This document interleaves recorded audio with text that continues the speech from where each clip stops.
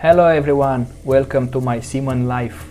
In today's episode of the vlog I will tell you some common mistakes that I have noticed when we are operating deck machinery on a vessel. So stay tuned, pay attention, and I hope it will be useful for you.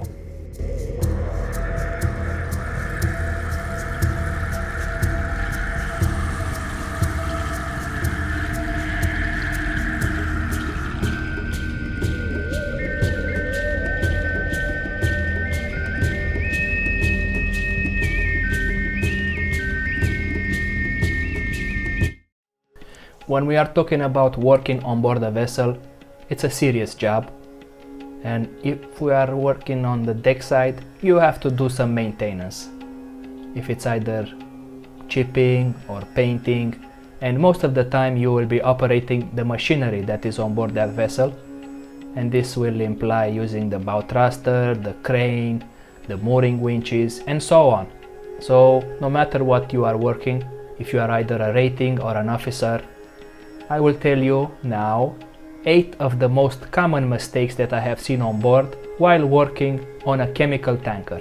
But this applies to any type of ship, a bulker, a general cargo, a container, a chemical tanker. Any type of ship can have this mistake if you are not paying attention to the job that you are working on at that moment. So let's go. Let's start with mistake number 1. Using the bow thruster. If you are a deck officer, most likely you will encounter ships during your career which have a bow thruster. The bow thruster is located in the forward of the ship. It's a very big motor and usually requires a very big load. Most of the time you need 3 generators to use this big motor, and whenever you will use this, do not increase the load from the beginning at the maximum. Just do it easy because you will put a lot of stress on the generators of the vessel, and then the chief engineer will be very angry at you. Now I am showing you how big is this motor. Keep in mind that I am 6 feet in height or 1.8 meters, and I can assure you this is impossible to overhaul on board the vessel. This is shipyard work, so always take care of your bow thruster. Do not use it for navigation, only for mooring operation, between 3 and 5 minutes maximum. Mistake number 2. Using the mooring winch. Whenever the ship is berthed at the terminal where you will load or discharge the cargo, you need to use the mooring winch to secure the vessel. Never use the brakes of the winches instead of the reduction gear to control the speed, or otherwise you risk of damaging the brake lining of the drum, and this will give extra work to your fitter and the other crew from the deck department. So please pay attention and do your job properly. Mistake number 3 is about the anchor winches. Please make sure you don't forget to use the chain stopper when you are doing maintenance on the anchor chain or when nobody is using the anchor chain. Never grease the brake lining or friction washer, because this can lead to slippage of the anchor chain while it is stopped, and the captain of the vessel will have a lot of headaches regarding this matter. So please pay attention and always do your job properly. The 4th mistake that I have seen while on board the vessel is regarding the midship crane. This crane is located at the middle of the ship, so to say. It is on high pressure hydraulic oil, and especially if you are coming on board an oil tanker or a chemical tanker, you will use this crane for the hoses to the manifold to load and discharge the cargo. So as you can understand, this is very important for the ship, and you have to take very good care of this crane. Usually at the bottom of the crane, at the base, there is a stencil which is telling you the maximum safe load that you can take. But even so, I have noticed deck crew that ignore this fact, and sometimes they are taking more load than they should, and then the crane has problems. And this will be a lot of stress for the captain and for the ship operator, because you cannot load or discharge your cargo. So always take good care of the crane. Mistake number 5 involves the ballast system.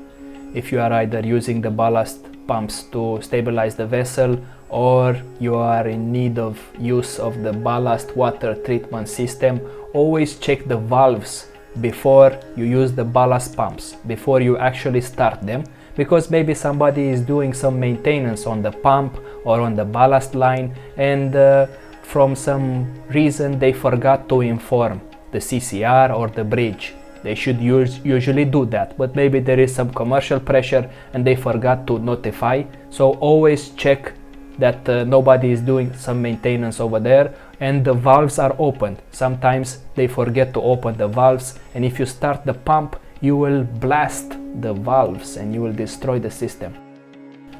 Mistake number 6 that I have noticed while working on board the vessel is regarding the hydroblaster, or the high pressure deck machine. This is a deck equipment. It's a mobile deck equipment that the deck guys are using all over the deck of the ship to clean the tanks or clean the deck itself, and this is operated on the 220 or 440 volts AC, and it's high pressure water. And this has a safety switch with that should never have any tape on it. It should clearly be visible to any crew, and you need to operate that one in case you have any issues with the hydroblaster.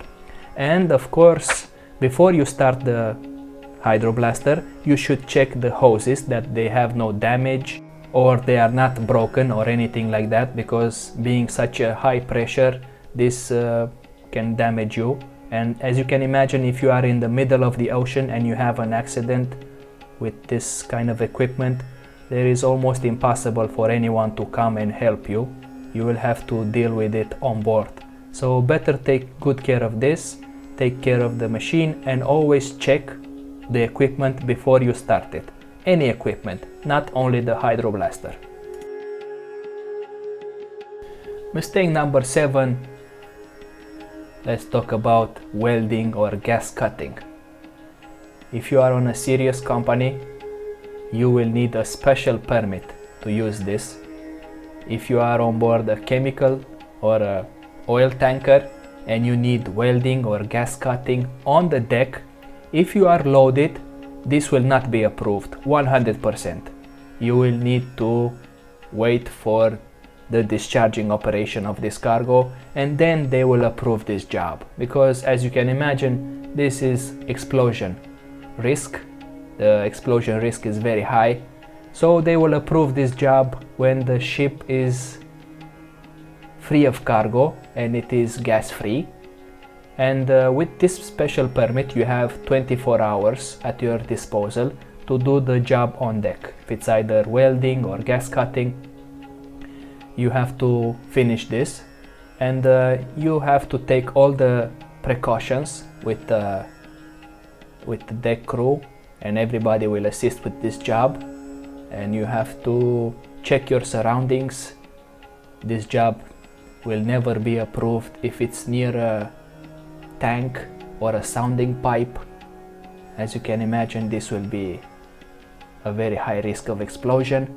And as an electrician, I always check the welding machine and the cables that they are in good order, they are not broken or anything like that. I do not want our good fitter to have any accident. And the fitter has to check the hoses whenever he is doing gas cutting. He has to check the acetylene, he has to check the oxygen, and he has to be sure there are no leaks. So everybody has to take all the necessary precautions to work in a safe environment. Always work in a safe environment, because your family and friends are waiting for you home to be safe and sound and to spend time with them, not to have problems and go to the hospital.